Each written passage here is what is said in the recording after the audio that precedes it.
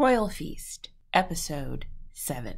Hello. Welcome back. So glad to see you here. I've got a ton of things to say about Episode 7, and I'm afraid this video might be as long as the episode itself. So let's just get into it, shall we?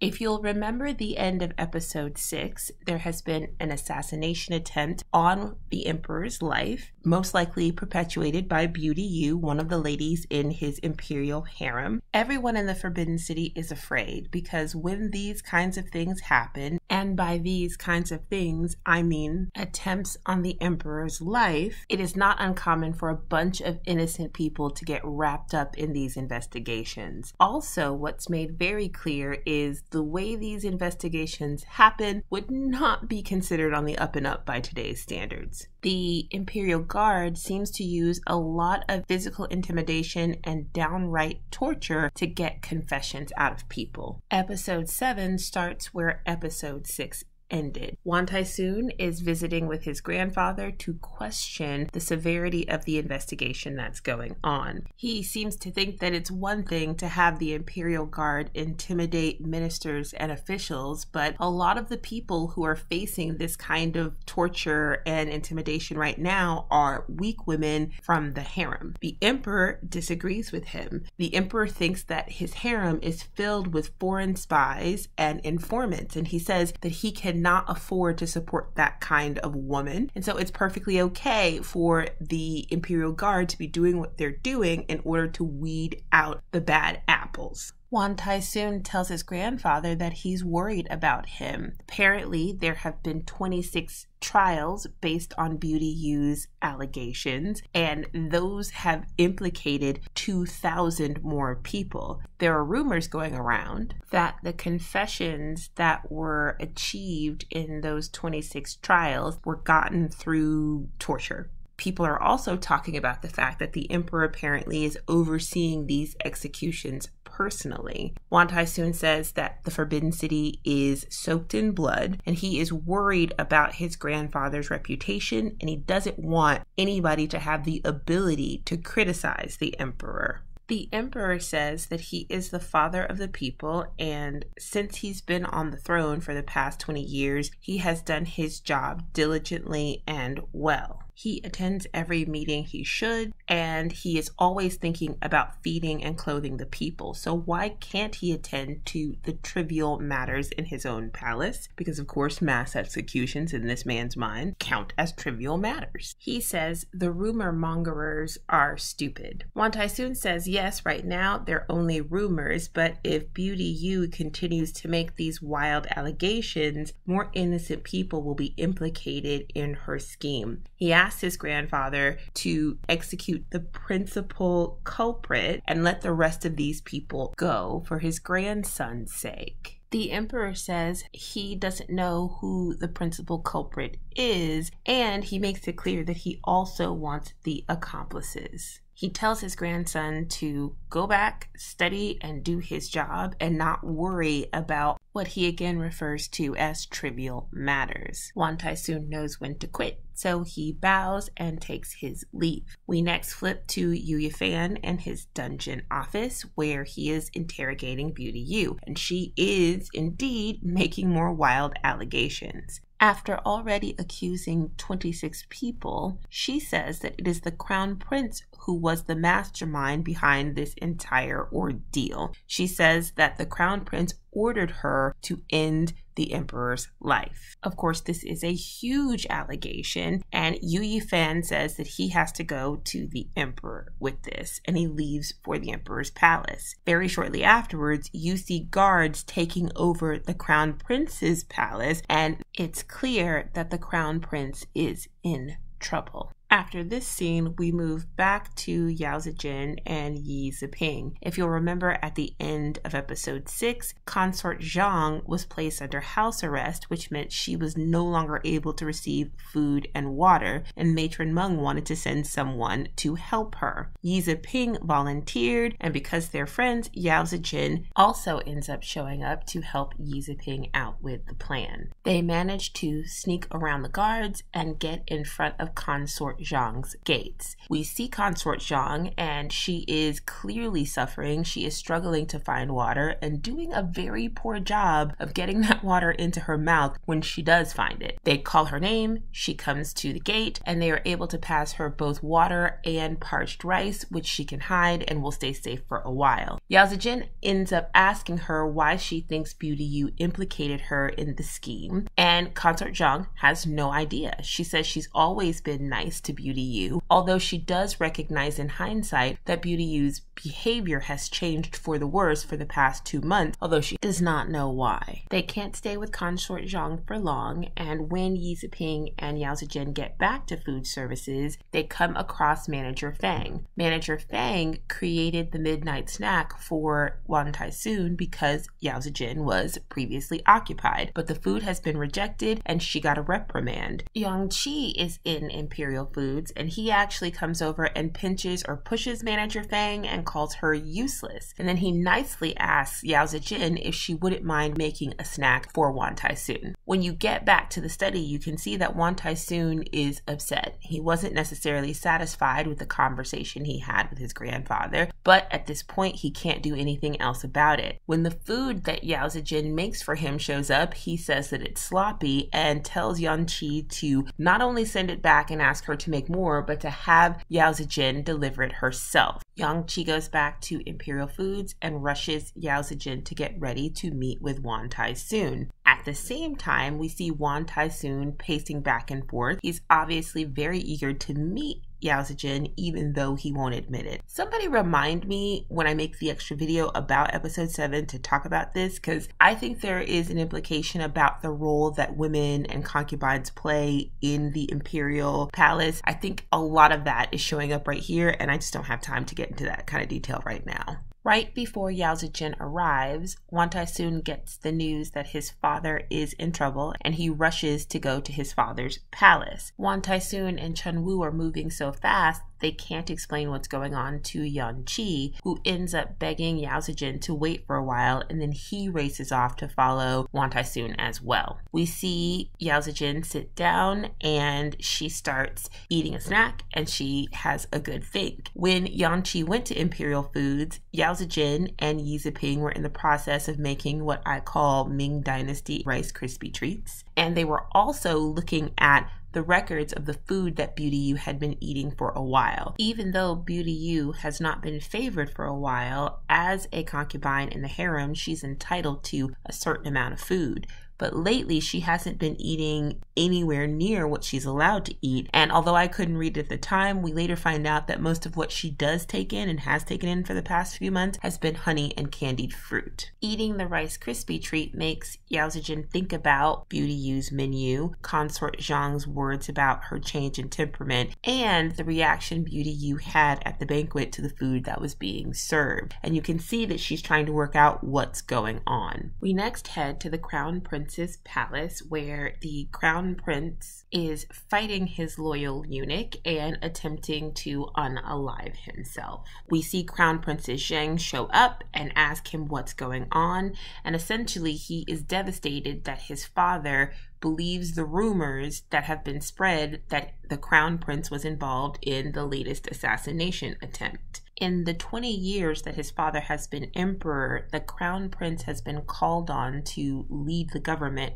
4 times while the father was out on military expeditions. And in that time, he did everything his father asked of him and handled every matter, no matter how trivial. Now, his people have been arrested, and he himself is afraid walking on thin ice. He says that sons should not criticize their fathers, and so he's never said anything, but now he needs to say this, and he hopes his father hears. And he talks about the fact that the emperor runs such a strict government, which has led to oppressive officials like the Imperial Guard, and that what the higher-ups do, the lower people will follow. So there is a culture of the regular citizens attacking each other, which the Crown Prince thinks is wrong. We see Lady Guo show up, but just like Crown Princess Zheng, the Crown Prince will not let her approach him, and if she tries, he will unalive himself. And the last person who appears is Wan Tai-soon. But Wan Tai-soon has a totally different reaction to his father's behavior than the two women do. He doesn't seem to take it seriously at all, but he says that he will go ahead and pass on whatever his father's words are to the grandfather. Eventually, he says to his dad, "Please get down and let's talk." The prince refuses to do so. The crown prince is highly upset by his son's reaction to his threats to unalive himself, and he is stomping up and down on a stool that he is standing on. Wan Tai-soon slowly counts to 3, and upon saying 3, the stool completely shatters, dropping the crown prince to the ground. Everybody in the room except Wan Tai-soon rushes to his side, but Lady Guo gets there first. He ends up saying that she is his dearest concubine, and he accepts her comforting, which clearly upsets his wife. And she quickly follows Wan Tai-soon to leave the crown prince's palace. Wan Tai-soon left right away because he had to go see about a girl. Yao Zijin is still waiting for him at the study as far as he knows. When he gets back to the study, Yao Zijin has left, and Yuan Qi says he was not able to make her stay. He is upset with Yuan Qi and almost throws a book at him until he sees that Yao Zijin has left a note behind. I don't understand what this note means, so if anybody does, please get in the comments and explain it to your girl. Oh, and I do think I should mention that when Lady Guo is with the crown prince comforting him, she tries to wipe the tears off his face, only to find that there are no tears present. He gets up and asks if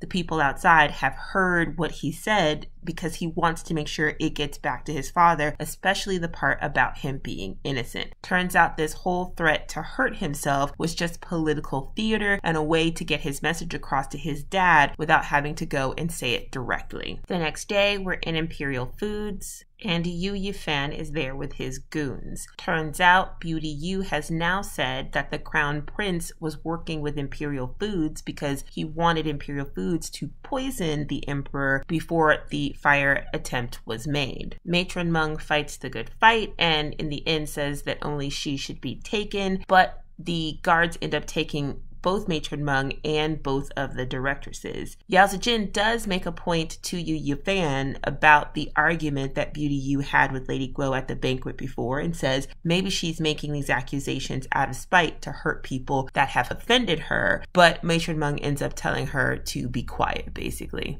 After the matrons and the directresses are taken away, Manager Fang is in charge, and the guard says that the food is going to be closely monitored. So we see the maids in Imperial Foods trying to go about their business while all the Imperial guards are skulking about. Yi Ziping approaches Yao Zijin and points out that it's been 3 days since they've taken food and water to Consort Zhang, and they need to find a way to get out of Imperial Food so that they can help her out. Su Yewa ends up helping them with this process. They take some very strong alcohol and put it into a dish that they then give to the Imperial guards who cannot resist the delicious food. After a short period of time, it appears that all of these people have passed out, and Yao Zijin is the one who takes off to go see if she can get in front of Consort Zhang. Now, when she gets to the gate, it ends up opening up, and yeah, it's Yu Yifan. Turns out the guards did not pass out, which makes sense because we clearly see them put the alcohol in the food before they cook it. So the cooking process would have probably killed off any actual alcohol that remained in the dish. In any case,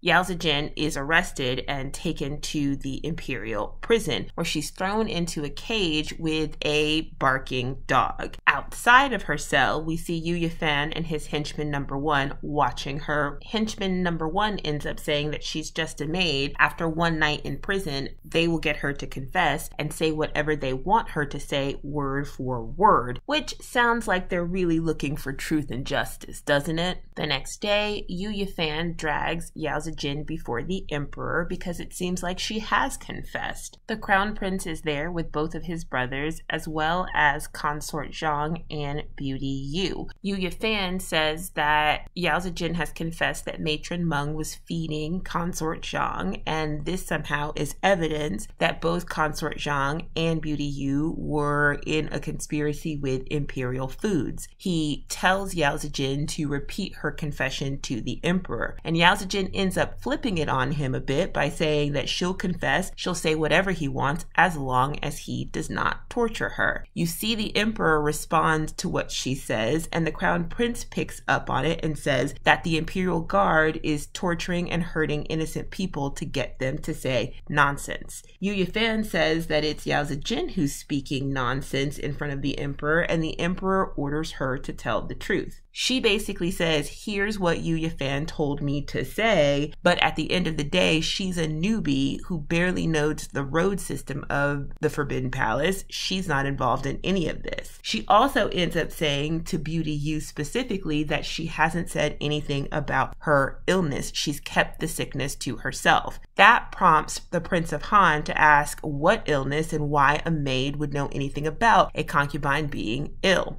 Yao Zijin then goes on to talk about the drastic change in Beauty Yu's diet and that people in the palace have been saying that she's had a strange illness for some time. They end up sending for a doctor even though Beauty Yu does not want to see one. She instead says that she will tell the emperor herself and goes on to once again accuse the crown prince of wanting to end his father's life because he is tired of waiting to be emperor himself. Beauty Yu says that she's been ignored for a very long time in the Forbidden City and that she's been bullied by palace staff and other imperial harem people. Consort Zhang ends up saying that even though the emperor didn't see her often, he always treated her well, and she doesn't understand all the resentment. Beauty Yu replies back by asking Consort Zhang if she believes the emperor actually loves her, and she goes on to compare the concubines in the palace to birds that amuse the emperor, except at least one day the birds have the possibility of being set free. She cries a little bit and says to the emperor if he wasn't interested in her personally, why did he have to keep her there and ruin her entire life? Now, of course, she's kind of speaking a word about this, and we'll talk about this in the extra video, but the emperor brushes all of that aside and basically says that Beauty Yu is insane. The doctor arrives, and although Beauty Yu tries to fight it, the doctor is able to read her pulse, and he ends up reporting that she has suffered from heartache and chest pain for at least 3 years at this point, and her illness is terminal. He also is able to say that the reason that she has been eating so many sweet things like honey and candied fruit is because the illness generates a bitterness in her mouth, so she can't eat regular food. Beauty Yu begs the emperor to end her life, and Consort Zhang says that Beauty Yu has lost all hope and wants to take as many people with her as she can. She says the emperor is wise and begs him to let all of these people go because they are innocent. The crown prince also asks his father if he thinks that he would be so foolish as to use someone like Beauty Yu if he did want to conspire against his dad. Beauty Yu goes on to basically admit what's going on. She says it's a pity that these people will not end up perishing with her. And she says to the crown prince the reason she accused him was because of Lady Guo and the way that Lady Guo has treated her over the years.